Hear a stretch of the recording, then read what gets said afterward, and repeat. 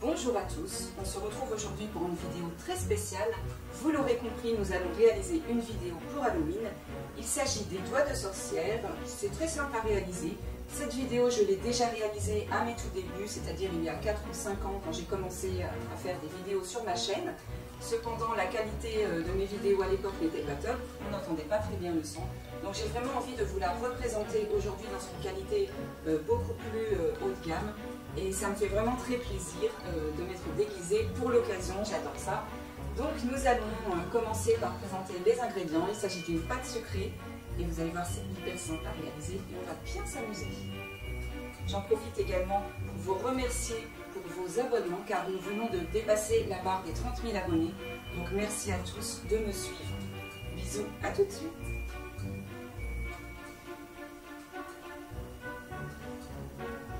Pour la pâte de nos doigts de sorcière, 260 g de farine blanche T45 ou T55, 110 g de sucre glace, 150 g de beurre mou, 45 g de poudre d'amande, un œuf moyen et une pincée de sel.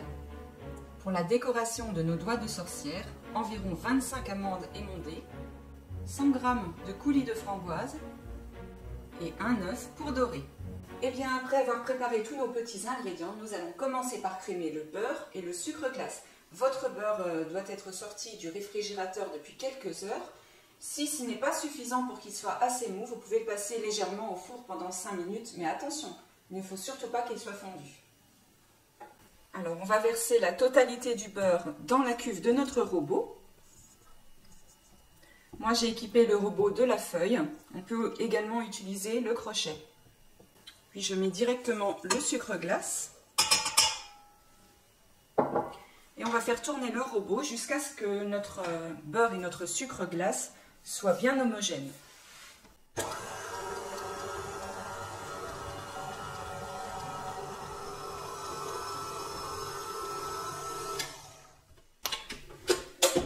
Alors, il est parfaitement crémé, donc c'est très très bien. Donc on va maintenant y ajouter la poudre d'amande, le sel et puis l'œuf. Et on va laisser tourner le robot afin d'incorporer ces nouveaux éléments au ralenti.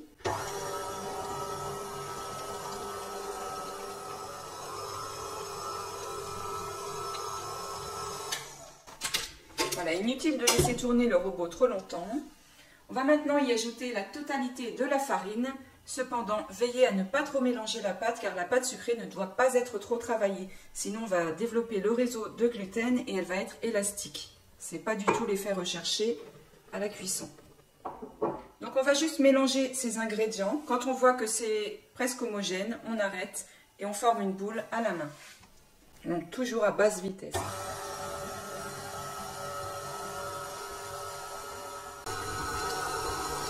Voilà, là c'est parfait. On va dire que ça a pris 30 secondes. Vous voyez, c'est très rapide. Donc on l'arrête.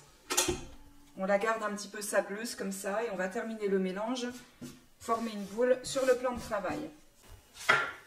Alors vous pouvez d'ores et déjà préparer 2 feuilles de papier sulfurisé parce que notre pâte, on va le caler entre les 2 feuilles pour que ce soit beaucoup plus simple. Sinon ça colle évidemment, surtout quand elle n'est pas passée au froid. Notre petite araignée bien sympathique va faire un petit tour par là. Voilà. Désolée pour ceux qui ont la phobie des araignées. Donc on va verser directement la totalité de la pâte sur la feuille. Comme vous pouvez le constater, c'est une pâte qui est vraiment très sableuse. Je vais vous la montrer d'un peu plus près. Voilà, vous voyez, elle est vraiment très sableuse, très fragile. On ne peut pas vraiment la travailler quand elle est molle comme ça. C'est pour ça qu'après, on la passera au frigo. Donc, on va former une boule sans la travailler. Donc, c'est vraiment pour rassembler la pâte, ni plus ni moins.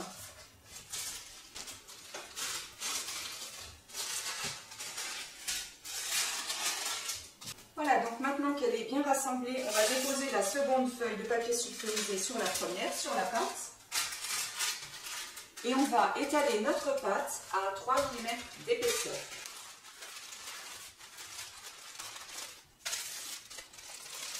Donc avec cette quantité d'ingrédients, vous allez pouvoir réaliser environ 25 à 30 doigts de sorcière. Moi j'aime bien l'étaler quand elle vient d'être faite comme ça parce qu'il suffit de pousser carrément sur le rouleau. Et en fait on arrive à la lisser, à l'étaler vraiment correctement. Voilà, pour moi elle est parfaite.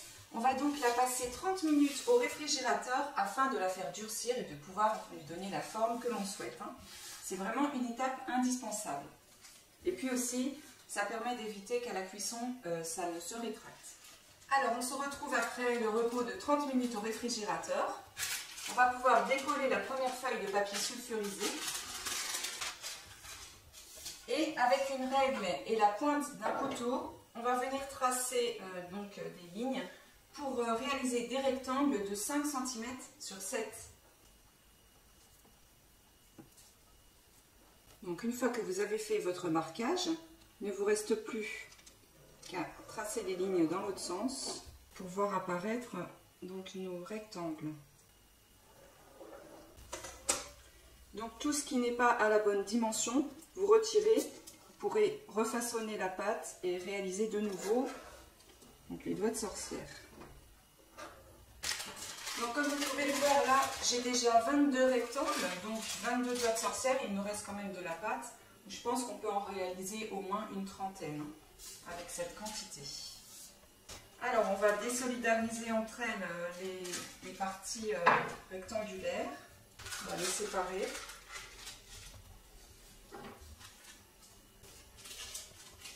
Donc pour ça vous pouvez passer un couteau en faisant vraiment attention en dessous. Voilà, on va maintenant passer donc au façonnage des doigts de sorcière. J'ai également préparé donc nos petites amandes émondées et puis un tout petit peu d'eau pour les humidifier afin qu'elles collent à la pâte. Le temps pour moi de vous donner une petite astuce. Alors l'astuce que je vais vous confier, c'est pour monder les amandes. Alors évidemment quand vous achetez des amandes entières, elles ont la peau dessus. Et donc c'est pas évident de les émonder. Donc en fait il y a un truc tout simple à faire. Moi j'ai déjà essayé plusieurs choses, les passer au four pour faire dessécher la peau, ça ne marche pas du tout, c'est très long et fastidieux.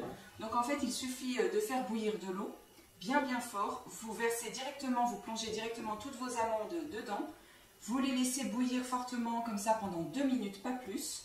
Ensuite vous les égouttez, vous les passez directement à l'eau froide et alors vous allez voir, c'est magique, la peau se décolle toute seule et donc vous obtenez ces petites amandes qui sont vraiment bien blanches sans aucune peau dessus. Donc on va passer au façonnage. Donc je vais vous montrer comment on va les rouler.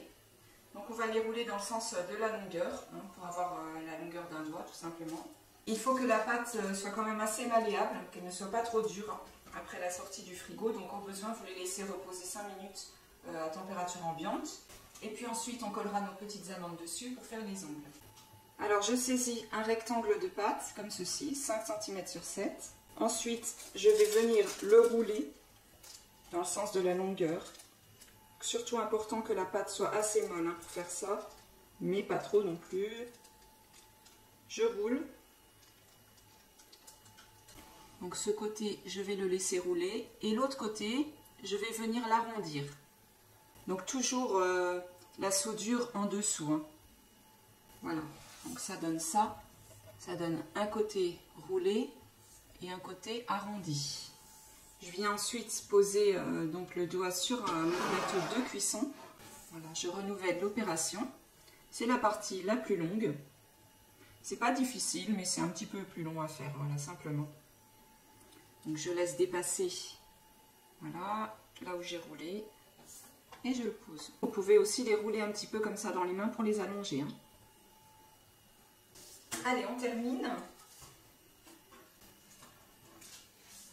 Donc voilà, tous les petits doigts de sorcière ont été réalisés. Alors pour poser les ongles, donc on va récupérer nos petites amandes émondées. On va légèrement les humidifier à l'aide de l'eau qu'on a placée à côté. Puis on va venir les poser sur le bout qui a été arrondi. Donc je vais vous faire un gros plan après. Ensuite, on trempe un petit peu son doigt dans l'eau et on vient rabattre légèrement la pâte sur l'ongle pour un côté beaucoup plus réaliste.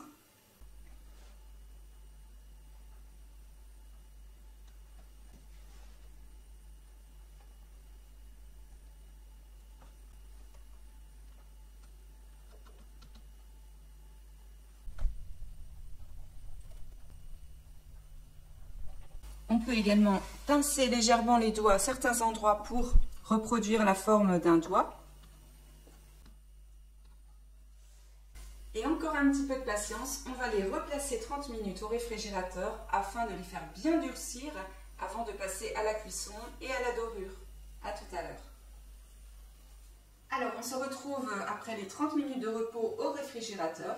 La prochaine étape consiste à réaliser des petits striages avec un petit couteau sur les doigts de sorcière pour imiter donc les plis qu'on a sur les doigts.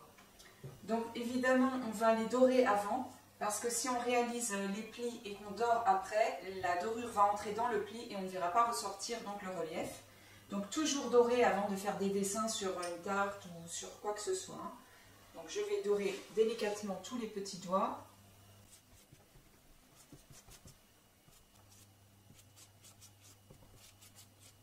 N'oubliez pas de faire préchauffer votre four à 175 degrés. Donc on va maintenant réaliser les striures avec la partie non coupante du couteau. Cette étape étant réalisée, nous allons pouvoir passer à la cuisson.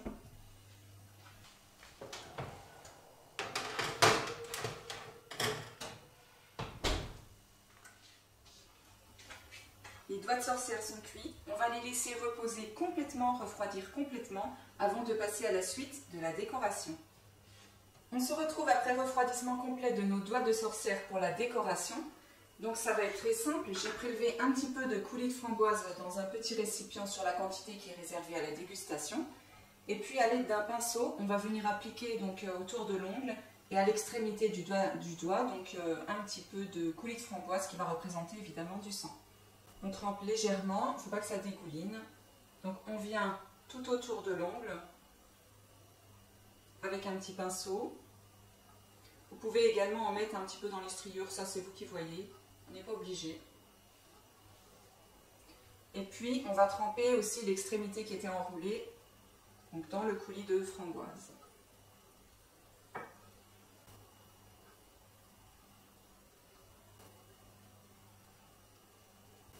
Et puis on va venir effectuer cette opération pour la totalité de la recette.